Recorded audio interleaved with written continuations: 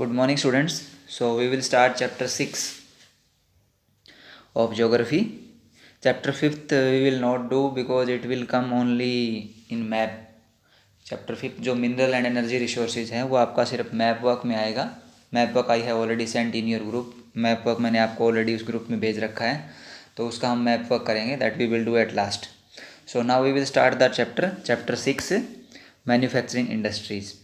So first we will discuss the meaning of this word. What do you mean by manufacturing? Manufacturing क्या होता है? First we will discuss about the meaning of manufacturing. So what is given about the manufacturing? Production of goods in large quantity after processing from raw material. यानी production of goods. Production of goods mean what we are doing. You know very well, from sugar cane we are making sugar. Okay.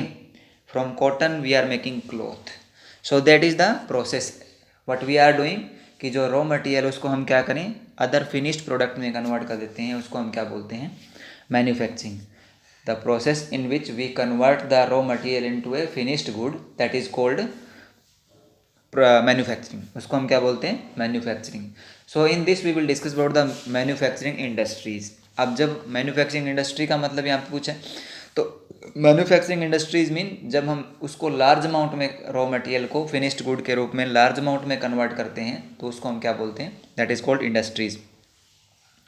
So what is the definition given here? You will see production of goods in large quantity after processing. Production of goods in large quantities, ज़्यादा मात्रा में, after processing from new raw material to more valuable products. It means raw material है that is also valuable, but उससे भी ज़्यादा valuable उसको बनाने के लिए we will use it and we will convert it. That is called manufacturing. Production of goods in large quantities after processing from raw material to more valuable product. Raw material से उसको ज़्यादा valuable product में convert करने को हम क्या बोलते हैं? मैन्युफैक्चरिंग बोलते हैं. Example is given. Sugar from sugar cane we are making. Sugar cane that is raw material and we have made the sugar, that is valuable product for us. From cotton we are making cloth. From wood we are making paper, and from iron ore we are making iron. So these all are the example of manufacturing process or manufacturing industries. Next thing is given, need of manufacturing industries. Why do we need manufacturing industries? यानी इनकी हमें ज़रूरत क्यों है manufacturing industries की? Economic strength of a country is measured from the development of manufacturing industries. Now if we will see in the complete world, अगर हम पूरे वर्ल्ड के अंदर देखें, जो कंट्रीज जिस देश के अंदर इंडस्ट्री ज़्यादा हैं उन कंट्रीज़ का डेवलपमेंट ज़्यादा है in comparison of other primary, जहाँ पे प्राइमरी सेक्टर में लोग ज़्यादा इन्वॉल्व हैं, जैसे for example in India. So we are in developing countries, but if we will compare with Japan or you can say England or USA. So in those countries manufacturing industries are more in comparison of people are dependent on manufacturing industries in comparison of primary sector, that is agriculture. तो किसी भी देश की economic strength means उसकी जो development है उसका वो ज़्यादा किस में होगा? जब वहाँ पे मैन्युफैक्चरिंग इंडस्ट्री ज़्यादा होगी. It is the backbone of our country और इकोनॉमी. किसी भी देश की अर्थव्यवस्था है, किसी भी देश के डेवलपमेंट का अगर देखना है तो वहाँ पे मैन्युफैक्चरिंग इंडस्ट्री को हम देखेंगे. अगर ज़्यादा है तो वहाँ पे वो ज़्यादा डेवलप्ड कंट्रीज़ हैं. बैकबोन का मतलब मेन बेस, रीढ़ की हड्डी इसको बोलते हैं, वो है ये किसी भी देश के डेवलपमेंट के लिए. They reduce the dependence of people on agriculture. जब मैन्युफैक्चरिंग इंडस्ट्री ज़्यादा होगी तो उससे क्या होगा? लोगों की जो डिपेंडेंस है, जो निर्भरता है, जो लोग डिपेंड करते हैं एग्रीकल्चर के ऊपर, वो कम हो जाएगी. लोग एग्रीकल्चर पे ज़्यादा डिपेंड नहीं करेंगे. Providing jobs. इसके अलावा मैन्युफैक्चरिंग इंडस्ट्रीज़ क्या होती है? वो जॉब प्रोवाइड करती है. आपको पता है जितनी भी इंडस्ट्रीज हैं उनके अंदर वर्कर्स काम करते हैं, एम्प्लॉयर काम करते हैं. So they are getting salary, तो they are getting job. Export of manufactured goods. What we are doing, if we will produce the manufacturing goods, जो इंडस्ट्रीज़ के अंदर बनेगा, that will be large amount, so we can export in other countries and we can get the foreign currency also. इससे हमारे को क्या है? हमारे देश का डेवलपमेंट होगा. अगर हम दूसरे देशों को अपना ज़्यादा एक्सपोर्ट करेंगे तो उसका हमारे को क्या होगा? बेनिफिट मिलेगा, वो हमारे को ज़्यादा फ़ायदा करेगा. अगर हम दूसरे देश से खरीदेंगे, दूसरे देश से लेंगे ज़्यादा, तो it will be not beneficial to us. bring foreign exchange. When we will export the things, so we will get the money on behalf of that product. जो हमने बाहर प्रोडक्ट एक्सपोर्ट किया उसके बदले में हमारे को क्या मिलेगा, मनी मिलेगा, तो हमारी करेंसी उसकी वैल्यू बढ़ जाएगी. इरेडिकेट्स पुअर्टी एंड अनएम्प्लॉयमेंट. इरेडिकेट का मतलब रिमूव, कम कर देना, हटाना. अगर हम मैन्युफैक्चरिंग इंडस्ट्री ज़्यादा होगी हमारे देश के अंदर तो उससे क्या होगा, गरीबी है, बेरोज़गारी है, वो कम होगी. क्योंकि अगर लोग इंडस्ट्री ज़्यादा होगी तो लोगों को रोज़गार मिलेगा, रोज़गार मिलेगा तो वो अनएम्प्लॉयड नहीं रहेंगे. सो that is also a very important thing for us. Countries that transform their raw material into a wide variety of furnished goods is higher value are prosperous.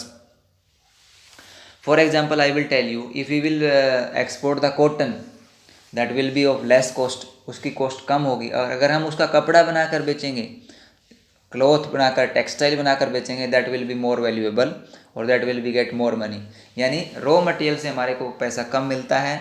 जो हम फिनिश्ड गुड रॉ मटेरियल से valuable product बनाते हैं जिनकी value ज़्यादा होती है, वो क्या करता है, कंट्री को प्रॉस्पर बनाता है, हैप्पी बनाता है, उसके क्वालिटी को इम्प्रूव करता है. सो ये है आपका need for, why do we need manufacturing industry, this question will come. So you can write down these points, they will be helpful to you. अगर क्वेश्चन आता है why do we need manufacturing industries, ये question आप notebook में लिख लेना साथ में, why do we need manufacturing industries. So you will write down these points. These points will be the answer of this why do we need manufacturing industries. Next is given location of industries. Location of industries means where do we locate the industries, कहाँ पे हम industry लगाएं. क्योंकि उसके लिए क्या है, आपको इंपॉर्टेंट हर चीज़ को ध्यान में रखना पड़ता है. We can not set up the industries in any area. हम कहीं पे भी इंडस्ट्री ऐसे नहीं लगा सकते. उसके लिए हमें कुछ क्या करना पड़ता है, हमें कुछ चीज़ें देखनी पड़ती है जिनके बेस पे हम क्या करते हैं, हम इंडस्ट्रीज लगाते हैं. So first is given about the geographical factor.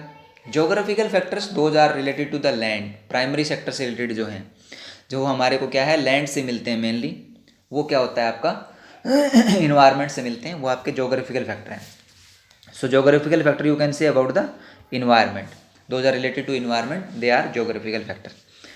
तो first is given availability of raw material. You know very well if an industry setup for that industry raw material is most important thing. अगर उसके पास raw material का मतलब क्या है कि जिससे हम क्या करेंगे, कोई प्रोडक्ट बनाएंगे. जैसे आपका कॉटन टेक्सटाइल इंडस्ट्री है तो उसमें कॉटन क्या है आपका, वो रॉ मटेरियल है.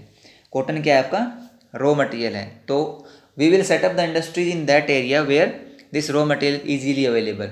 यानी जहाँ पे उसको रॉ मटेरियल क्या है, आसानी से अवेलेबल हो जाएगा, उस एरिया में हम क्या करेंगे, इंडस्ट्री सेटअप करेंगे. Availability of water. Availability of water का मतलब क्या है कि वाटर हमारे को वहाँ पे प्रॉपर मिलना चाहिए, क्योंकि industries has required a lot of water. उसके पास पानी की फैसिलिटी वो अच्छी होनी चाहिए.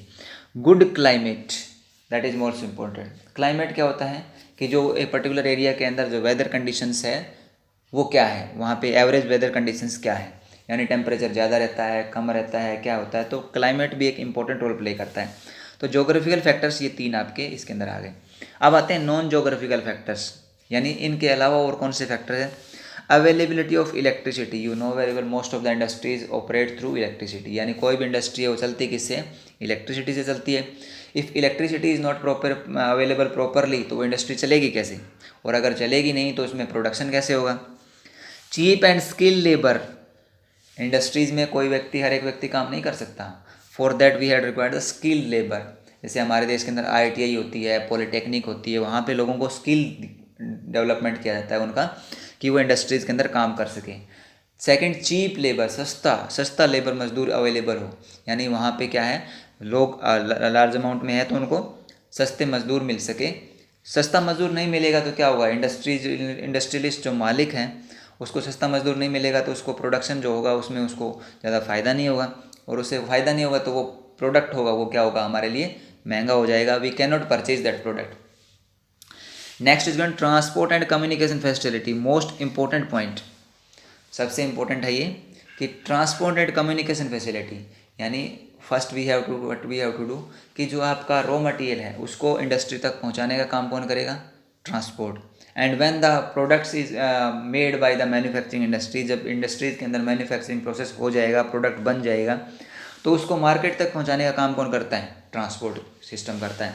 तो ये सारा का सारा क्या है, कम्युनिकेशन क्या होता है, जो आपका आपस में एक्सचेंज ऑफ आइडियाज़, यानी इतना हम सामान हमारे को चाहिए, जब इंडस्ट्रियलिस्ट के पास डिमांड आएगी उसी के अकॉर्डिंग वो प्रोडक्शन करेगा ना। वैसे तो है नहीं कि वो लार्ज अमाउंट में प्रोडक्शन करके छोड़ देगा, उसके पास डिमांड आएगी मार्केट से, मार्केट से डिमांड किसके थ्रू आएगी, कम्युनिकेशन के थ्रू आएगी।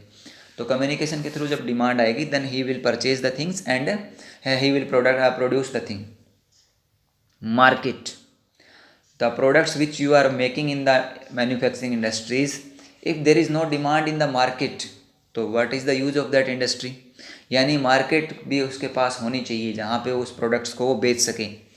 Next is capital investment. Industry लगाना कोई हर एक व्यक्ति के काम की बात, बस की बात नहीं है कि we can set up industry, any person can set up industry.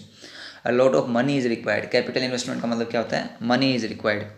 Suitable government policy, most important thing, suitable government policies.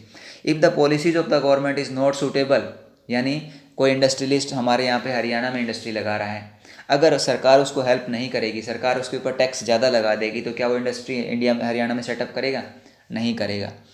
So government की पॉलिसीज ऐसी होनी चाहिए so that the industrialist can set up the industries in that particular area. So this is the things we have discussed today.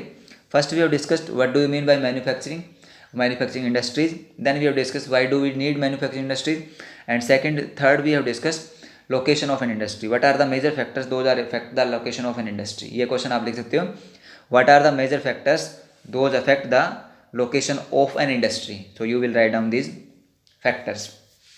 So these things we have discussed today, you will revise and write down in your notebook as a notes and question। Okay, thank you, have a nice day।